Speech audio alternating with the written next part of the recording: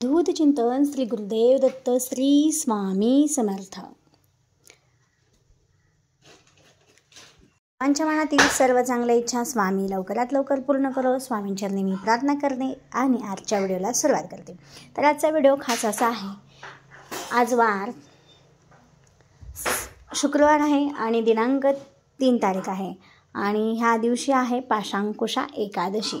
तर या एकादशीला तुम्ही अवश्य दिवसभरात आणि द्वादशीपर्यंत जर तुम्ही दिवसभरात आणि दुसऱ्या दिवशी जर हा उपाय केला तर तुमच्या घरामध्ये सुख समृद्धी नांदणार आहे आणि हा जो भाग्य बदलणारा अत्यंत दुर्मिळ योग आलेला आहे। तर पाशांकुशा एकादशी आणि धृतयोग वार शुक्रवार आहे आणि 3 ऑक्टोबर रोजी आहे, म्हणजे आज आहे। तर तुम्हाला संध्याकाळी मी तुम्हाला 3 उपाय सांगणार आहे, त्यापैकी तुम्ही कोणताही एक उपाय अवश्य करा, तुमच्या घरामध्ये सुख समृद्धी ही नांदणार आहे। बघा, बऱ्याच वेळा काय होतं, घरामध्ये आपल्या पैसा अडका असतो, बराच असतो आणि घरामध्ये ना रेलचालही भरपूर असते, पण ना सुख नसतं, आनंद नसतो, सतत कटकटी वादविवाद असतात, आजार असतात आणि ते एक प्रकारे ना आपल्याला असं वाटतं की खूप काही आहे आपल्याकडे, पण आपल्याकडे आनंद नाही आहे, सुख नाही आहे, शांती नाही आहे। तर अशा वेळी ना ह्या 3 पैकी एक उपाय अवश्य करा। त्याचबरोबर पती पत्नीतील वादविवाद असेल तो सुद्धा मिटणार आहे ह्या उपायाने, मुलांची प्रगती होणार आहे, पतीची सुद्धा प्रगती होणार आहे। तर यापैकी 3 पैकी कोणताही एक उपाय करा।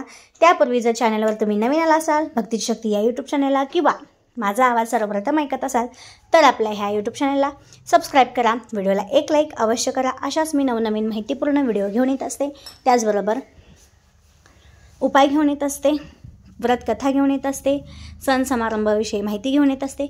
तर त्यासाठीच आपल्या चॅनलला सबस्क्राईब करा आणि व्हिडिओला एक लाईक अवश्य करा। कमेंट बॉक्समध्ये श्री स्वामी समर्थ अवश्य लिहा। तर पहिला उपाय आहे तो म्हणजे संध्याकाळी तुळशीच्या झाडाजवळ तुम्ही 3 तुपाचे दिवे लावायचे आहेत। एक भगवान विष्णूसाठी, दुसरा लक्ष्मीसाठी आणि तिसरा तुमच्या कुटुंबाच्या देवतेसाठी, म्हणजे तुमच्या कुलदेवतेसाठी। यामुळे तुमच्या घरात कायमचेच सुख आणि समृद्धी येणार आहे। तर ही फक्त ह्या एकादशीच्या दिवशीच करायचं आहे का? तुम्ही वर्षातून आपल्या ज्या काही एकादशी येतात, 15 एकादशी येते, त्यापैकी कोणत्याही एकादशी दिवशी हा उपाय केला तरीही चालतो। पण आजचा हा जो योग आहे ना, एक भाग्य बदलणारा दुर्मिळ योग आलेला आहे, म्हणून आजच्या दिवशी जर तुम्ही हा उपाय कराल तर नक्कीच तुम्हाला ह्याचं फळ लवकर प्राप्त होणार आहे। नंबर 2 म्हणजे पिंपळाच्या पानावर हळद घालून श्री लिहा आणि ते भगवान विष्णूला अर्पण करा। यामुळे अचानक आर्थिक लाभ होण्याची शक्यता असते। नंबर 3 गाईला गूळ आणि भाजलेले हरभरे अर्पण करा किंवा खाऊ घाला, तुमचे दुर्दैव सौभाग्यात बदलणार आहे। त्याचबरोबर गरीब आणि गरजूंना केळी दान करा, त्यामुळे ना गुरु बळकट होणार आहे। तर हे अतिशय साधे आणि सोपे उपाय आहेत, तुम्ही अवश्य करा। यापैकी कोणताही एक उपाय केला तरीही चालणार आहे।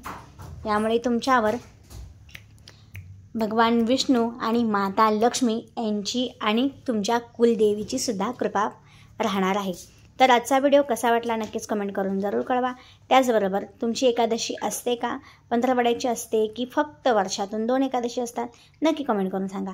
कमेंट बॉक्समध्ये श्री स्वामी समर्थ जय स्वामी समर्थ लिहायला अजिबात विसरू नका।